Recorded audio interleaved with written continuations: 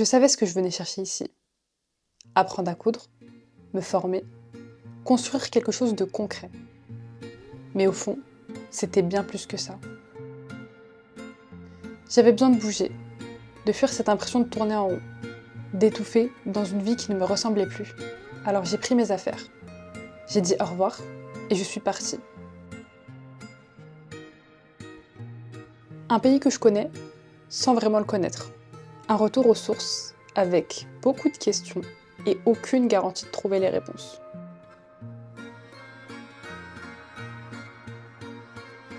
Dès les premiers jours, j'ai vu la beauté de cette ville. Elle ne crie pas, elle ne cherche pas à plaire. Mais elle est là, authentique, vivante et surtout pleine de contrastes. En fait, c'est un petit peu comme si j'avais redécouvert la Tunisie, avec les yeux d'une étrangère et le cœur d'une fille du pays.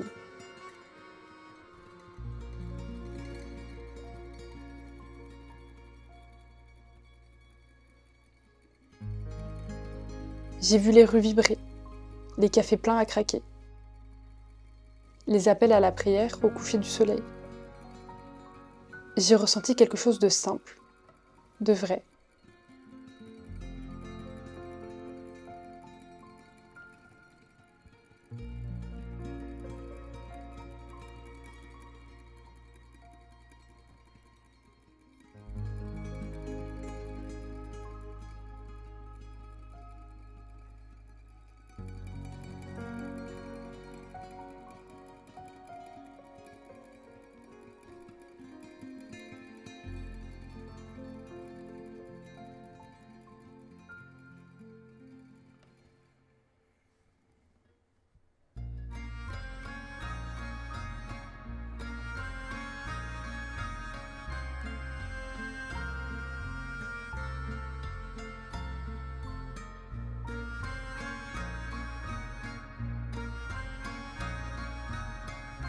J'ai commencé ma formation en couture, avec à peine les bases, mais je savais que c'était là que je devais être.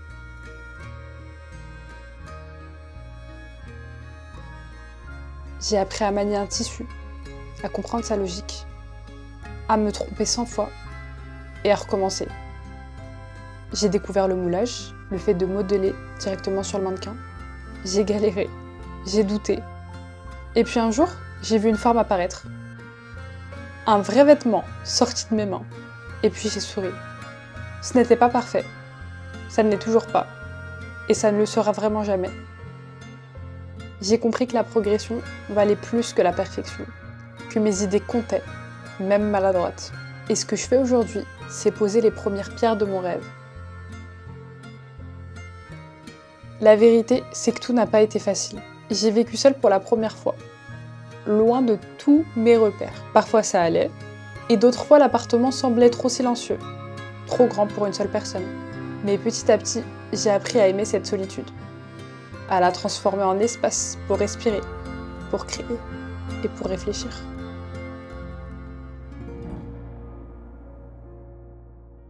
Je me suis vue devenir plus forte, même dans les moments de creux.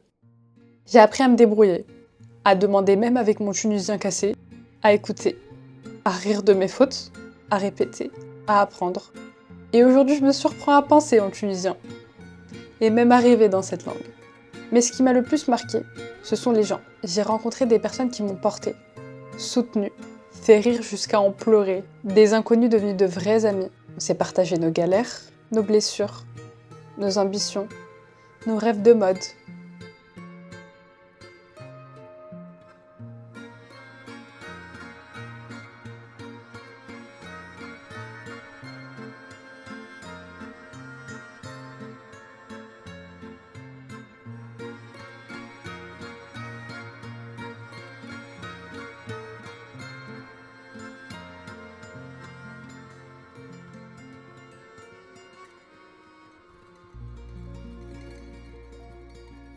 Et puis un jour, c'était mon anniversaire. Personne n'était censé le savoir. Mais ils ont improvisé un petit truc. Et j'ai eu envie de pleurer. Pas de tristesse. Mais parce que je me sentais vue. On ne se rend pas compte de l'importance des petits gestes tant qu'on ne les vit pas loin de chez soi. En vivant ici, j'ai aussi vu les choses autrement. J'ai vu la richesse et la misère, des gens qui mendient pendant que d'autres vont en école privée. J'ai vu des visages fatigués, désabusés. Il y a des jours où ça me minait. Mais je crois que c'est ça aussi, vivre quelque part. C'est voir au-delà de la carte postale, voir la réalité et apprendre à ne pas détourner le regard. Cette expérience, c'est un cadeau. Même si parfois elle me fait pleurer, douter, me replier, elle me fait grandir et elle me transforme, jour après jour. Je suis venue ici avec l'idée de devenir couturière. Et aujourd'hui, je découvre que j'apprends bien plus que ça. Je suis en train de devenir une meilleure version de moi-même. Et je me construis comme créatrice. Pas seulement de mode, mais aussi d'amour. D'amour pour ce que je fais, d'amour pour les autres, et surtout, d'amour pour moi-même.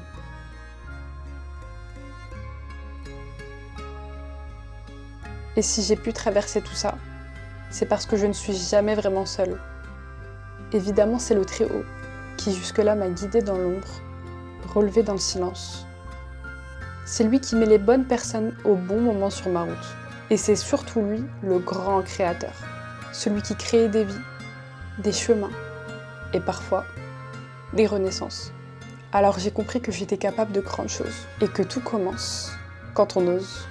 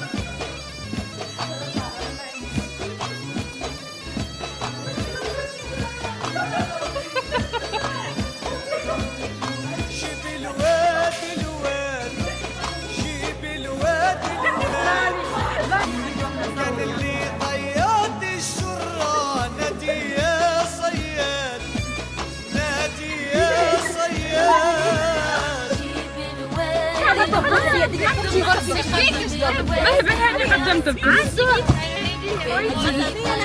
جيت على راسي ما شاء الله الله احد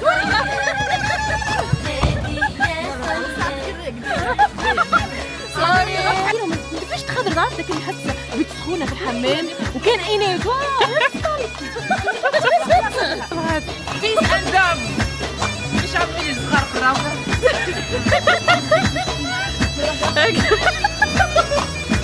كيفاش يا عمري كيفاش صغار يا راسي فيا